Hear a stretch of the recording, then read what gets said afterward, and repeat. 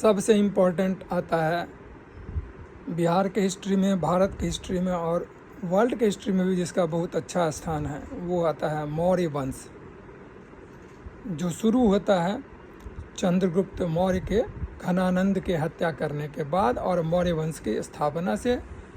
ठीक है, चंद्रगुप्त ने अपने गुरु व प्रधानमंत्री कौटिल्य, इसको चाणक्य, विष्णुगुप्त की सहायता से मौर्य वंश की स्थापना की।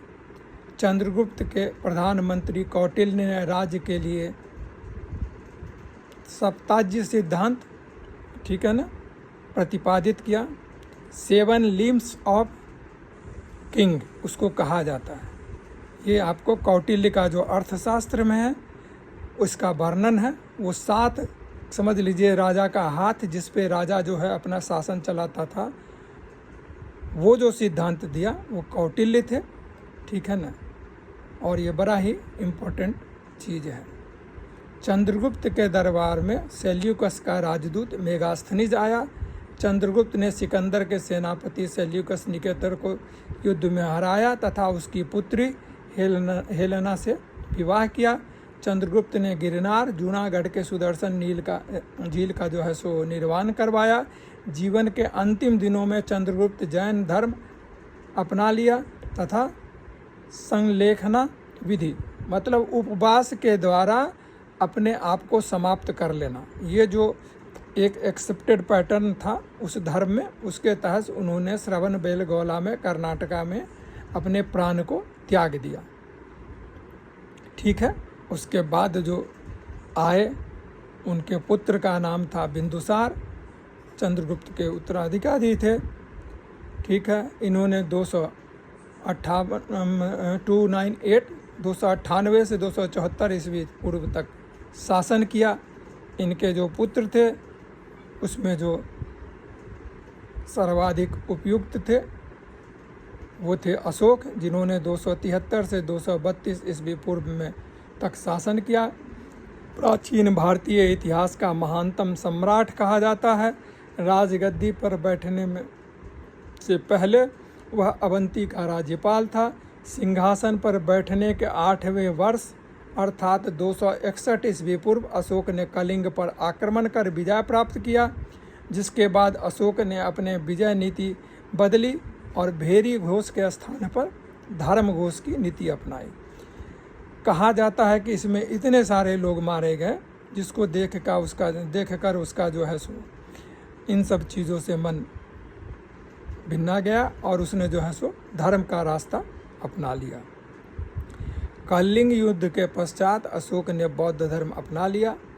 इनको बौद्ध धर्म में जो था सो मतलब बनाने वाला जो थे उनका नाम है उपगुप्त नामक बौद्ध भिक्षुक ने उन्हें बौद्ध धर्म में दीक्षित किया। कलिंग युद्ध एवं उसके परिणामों का वर्णन अशोक ने अपने 13वें शिलालेख में किया। मौर्य वंश का जो अंतिम शासक था उसका नाम बृहद्रथ था। ठीक है ना,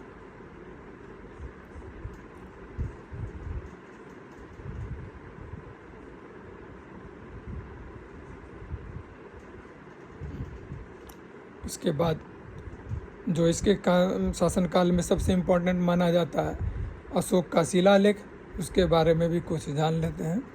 अशोक के शिलालेख। अशोक पहला शासक था जिसने अपने शिलालेखों के माध्यम से लोगों तक अपना संदेश पहुंचाया। अशोक के अभिलेख को पढ़ने में पहली सफलता 1837 ईस्वी पूर्व में जेम्स प्रिंसप नामक एक अधिकारी को मिली।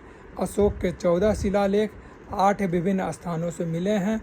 कुछ प्रमुख शिलालेख जो हैं उसके बारे में हम लोग डिस्कस कर लेते हैं। पहला शिलालेख पशु बलि की निंदा की गई है। दूसरा शिलालेख अशोक ने मनुष्य एवं पशु दोनों की चिकित्सा व्यवस्था का उल्लेख किया। तीसरा शिलालेख अशोक ने राजकीय अधिकारियों को यह आदेश देता है कि वे हर 5वें वर्ष के उपरांत दौरे पर जाएं और शिलालेख में कुछ धार्मिक नियमों का भी उल्लेख किया गया है। चौथा शिलालेख भेरी घोष के स्थान पे धम्म घोष की घोषणा की गई है। 11वां शिलालेख धर्म की व्याख्या की गई है और 13वां शिलालेख जिसमें कलिंग युद्ध का वर्णन है और अशोक के हृदय परिवर्तन के बारे में बात कही गई है।